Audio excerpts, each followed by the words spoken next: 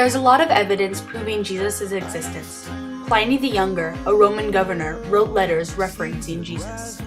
His letters support the New Testament doctrine that Jesus is both God and man. Josephus, a Jewish historian, also testifies to Jesus' existence through his writings. Both of these people help prove our beliefs in Jesus.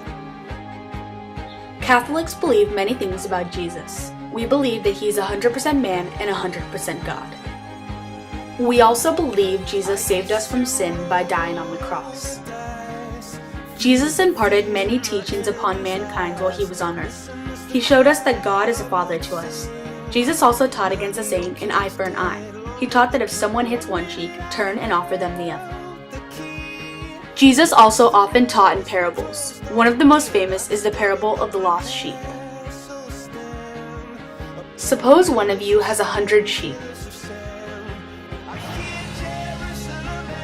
and loses one of them.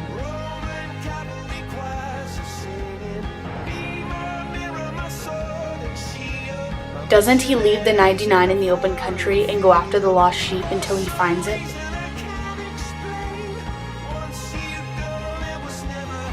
And when he finds it, he joyfully puts it on his shoulders and goes home.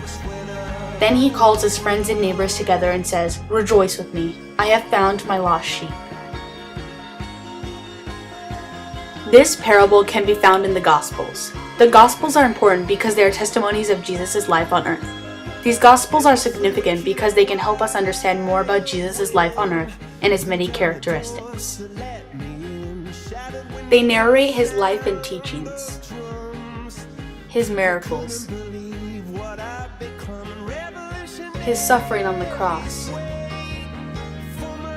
his death and burial, his resurrection from death, and ascension into heaven. The four Gospels are Matthew, Mark, Luke, and John.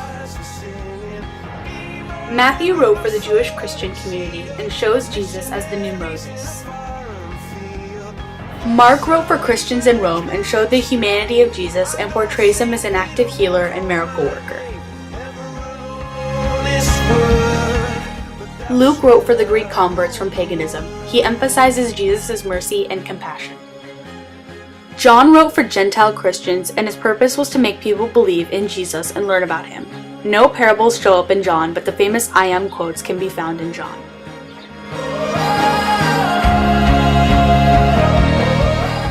Throughout the Bible, we may read many stories that show a woman's importance. We know from biblical stories that two significant women, Mary and Mary Magdalene, play prominent roles in Jesus' life.